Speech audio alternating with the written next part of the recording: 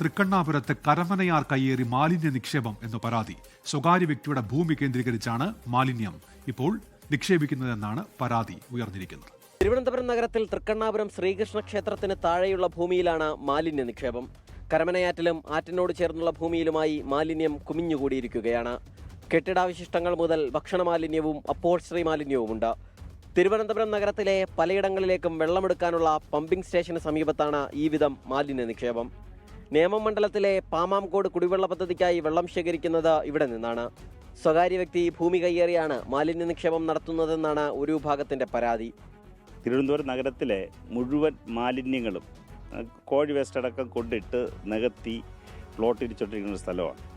ഈ മാലിന്യങ്ങൾ മുഴുവനും കരമന ആറ്റിലോട്ട് ഇറങ്ങി നമ്മുടെ ഈ നഗരത്തിലെ തന്നെ വിവിധ ഭാഗങ്ങളിലേക്ക് പോകുന്ന വെള്ളം പമ്പിംഗ് സ്റ്റേഷൻ തൊട്ടടുത്തുണ്ട്.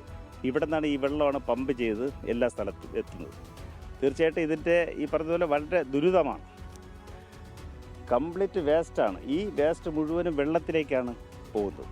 പിന്നെ അത് പോയിട്ട് പല സ്ഥലത്തും ആറ്റിലേക്ക് തള്ളി ഈ വേസ്റ്റ് ഇറക്കിയിരിക്കുന്നതും കാണാം. എന്നാൽ ഭൂമിയിൽ നിർമ്മാണ പ്രവർത്തനങ്ങൾക്കായി കെട്ടിടാവശിഷ്ടങ്ങൾ മാത്രമാണ് താൻ നിക്ഷേപിച്ചിരിക്കുന്നതെന്നാണ് ഭൂമിയുടമയായ പൂഴിക്കുന്ന് രാജന്റെ മറുപടി.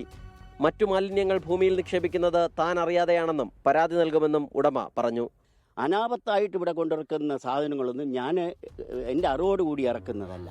അത് ഞാൻ അറിയാതെ ഇവിടെ വണ്ടിക്കാർ അവരുടെ ലാഭത്തിന് വേണ്ടി വണ്ടി ഓട്ടത്തിന് വേണ്ടിയൊക്കെ പല സ്ഥലങ്ങളിൽ നിന്നെടുത്തുകൊണ്ട് ഇടുന്നതാണ്. അതിന് ഞാൻ ഉത്തരവാദിയല്ല. പക്ഷേ ഈ കിടക്കുന്ന ബാക്കി കോൺക്രീറ്റ് വേസ്റ്റ്, മണ്ണ്, ഇതെല്ലാം ഞാൻ എൻ്റെ പുരയിടം എനിക്ക് സുരക്ഷിതപ്പെടുത്തി എടുക്കുന്നതിന് വേണ്ടി ഞാൻ ചെയ്തു വരുന്നതാണ്. പ്രദേശത്ത് ദുർഗന്ധവും അസഹനീയമാണ്.